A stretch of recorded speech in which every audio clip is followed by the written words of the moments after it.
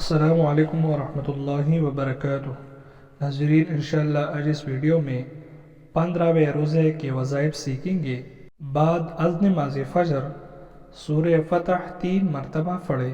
بعد از نماز ظہر صلاۃ الحاجات 4 رکعت نفل ادا کرے۔ بعد از نماز عصر درود شریف 55 مرتبہ پڑھے۔ بعد از نماز مغرب دعائے کرب و پریشانی 17 مرتبہ پڑھے۔ دعائے کرب: لا الہ الا انت سبحانک انی کنت من الظالمین۔